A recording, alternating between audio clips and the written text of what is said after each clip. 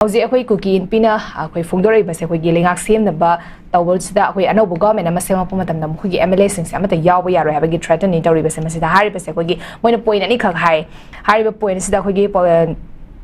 kuki jo MLA sing na amato ba political firef oina akhoi gi manipur gi anobu government sem base yaw ba yaro habagi pot ama adu ani shuba ware foina na lori basina akhoi karigum hiram amata da mkhoi gi ba akhoi gi jo miyam gi akhoi ipai puna thalam ballam akhoi gi ancestral mkhoi gi culture identity miyam se amata da compromise tore ha gi pot amakhak su yari but lakcheni badi akhoi ozana so pan bi khra akhoi gi party gi side gi di kari statement thola kan ha gi post ne ba mamang da so akhoi gi MLA sing se yara kan akhoi BJP party gi MLA su yari bane but mkhoi na separate administration tan ba union territory demand se to matam da party ki side ki karigum action amata lokhatana ngasi faw se lai bani hauziki lairiba koigi kuki inpina phongdorai ba pochi da di koigi party ki side ki koigi action natraga na karigum bam koigi be statement am tholakani habasi de koigi prajamiya na sidum thaza baje khara adum wat laga da podam khangni kamai thamini ngaja kuki inpi ki statement ni na ko political party se akoi di paw phonari moi du na moi se so na ngangjau ni ha ga dum leithokini yam lai leithokini bu ko yam hai ro nga da ne akoi di angang mo yam moi di chahi kya politics tawna kya thengna la ne ko lengak semada aina mase khanjabada ko kaigum lengak se semba taragadi kuki gi samna da hojiki tribe hai tare ne ko ko indigenous tribe ki manung dagi mogi marakta isu minister amana ta ani di so yaw kani kaigum semba taragadi ado manung da yana bale masu yai aduga mase politics ni na ko ne am kana hai bangam de adu kuki in pina marwan lolak posidi one of the good symptom ko gi kano progress ne na lo yai ba pamni hana ITLF ko tu ko kana no khang de ade irang horoko matam da lakhi bane ba kuki in pi gi track record se yang ganda lot of crisis mayam manipur da thokpa crisis mayam ma kuki in pi ga yawaga koi solve to minagi ba yam lai re ba aduga ngai gi aina sa hayer do ne noi tab di maitai na ngasi ba da nom da sinjamai de maitai gi lamni na traga koi thobal je maitai gi lamni si di akoi gi ne haru lete ba akoi gi se samna da keno da akoi gi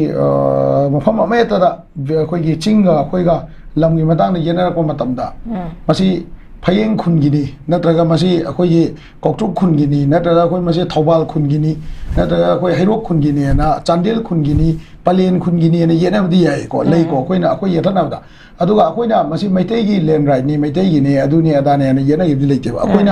akoi gi mi jing jira ngasi ba da yena matam da akoi gi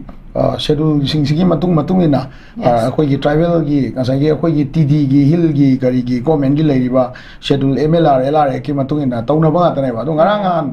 keno da kangpok bida lam leram da ba chujanpur da akoi gi keno se moi gi LR pallaga keno kambuna moi gi hill council mana hill committee ai dra ko adu duna ga stolei statement moi jo right track la ko hore ne na lo ne ba ko ne ko almai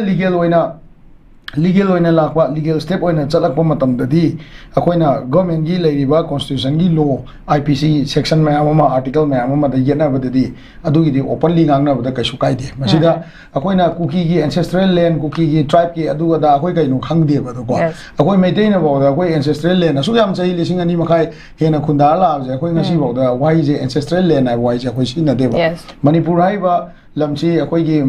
keno na maitai gi ningthong na palaga lai haiba khadani akoi adui manungda tribe sub tribe mayam ma khana chai yaudana nungsinan lebinar me haiba jine ba koi na kanna stand law se ko sidai si bawje manipuri lam ne haiba ne maitai lam ne haiba nate manipur hairagadi manipuri hairagadi moina maitai oina lawragadi yam la le ko aduna sigi kai ani ko kuki gi ancestral land adugi ancestral land ada gi ancestral taning de ai tare ko tabda na kongje why hai tare aduna ancestral land gi wafam je moina hoje moi gi dadi yamna kai ani ko yamna sengdok singjin tongninga yam leiri hoje nan gi keno gi chief minister hana oiramba n biren singna mana puthorei ba assembly gi manungda tribal gi chief ki oiba ngai gi ngasai appointment gi matang je is or and off ki matang ji so kana gi matam da toromino adugi matam du da anuba khun kaya khunda gi aduga ta khundari ba khunjingsi family tree verification leibra leitabra adugi counter reaction da hoje aadhar card verify tawda adult ki oina masa present oidamni adu oigadamni gaina yam hoji government ju step am lokhal idana ko ado sigi step sing ji yang ganda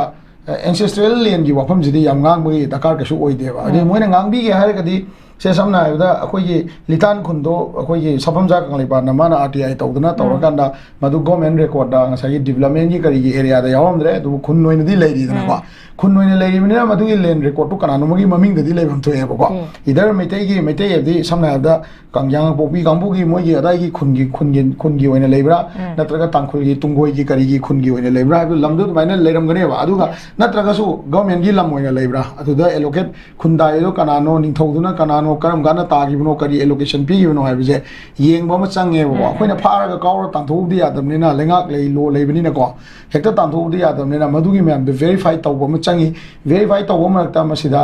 khun gi maming hai tare ko se samna da ti bonjang hai ro ti wifi hai ro ama hai ro hai ri balam sing se 1990 gi mang 1980 gi mamang da government na allocate tawra ga piram balam moi ta di madu kuki gi lam nate madu manipur government na manipur praja gi da piram balam ne ko adagi naga gi da su se ho se akoi hundunga keno ga hingunga kan khanari da ne ko asigi khana basi masida masi moi ani khana kan di masi naga gi lam ne di harak te da masi hungpung gi lam ni na da masi hindung gi lam ni ga moi gi ani du gi khana ga na khun ani du gi conflict la tro adu la kan di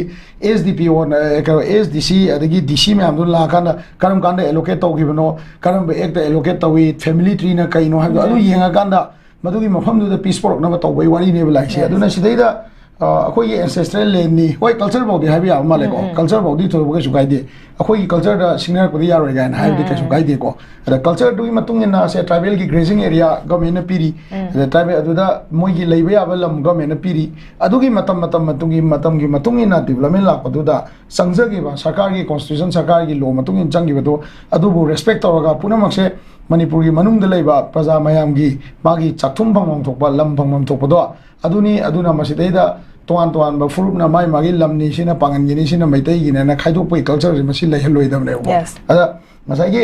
मखोइने yam तोइन पल्लगा अखोइगे ancestral land की मनुंग the cookie की lambda अदु चंगबे यार अदा चंगबे यारोइगा हाइबजिदि यामना open होइबा यानी इकाई निगाई होइबा वाहिनी cookie बिगुंबा organisation अचौबा अदुगुंबा Manipur unity दा थौदांग मयाम लोग्रबा 1995 ता कनोगे CSO मयाम के अपुनबा कमिटी एमना दिल्ली दा चलगा प्राइम मिनिस्टर मोदी उनरुबम लई जॉनसन एलांगबमना यूसीएम की प्रेसिडेंट होय मतम दुदा माना सु कनो डिफेक्टो स्पोक्सपर्सन हाय ताय माना सु अदु मतम दा ओय अदु मतम दा कुकी इन पिसे वारी साब चपदा पुन मणिपुर की ओयना वारी साब चपदा यावरी बने को अदु की पेपर उजे ओय CSO सिंग दा लेरम गने को अदुना अदुगुंबा ऑर्गेनाइजेशन नमना कुकी के एंसेस्ट्रल राइट अदु राइट अदा राइट हागा पॉलिटिकल प्रेशर ला काना नम ग चखिबसे मसी अफब थबक नते को अदुना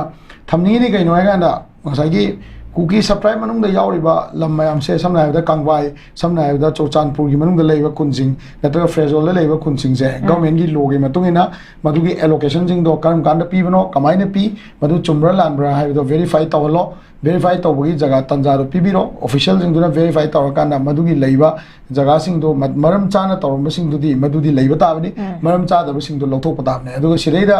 अपुन मणिपुर से नागा की मैतई की कुकी की पांगन की लेदना को चौथे की आइमोल की ना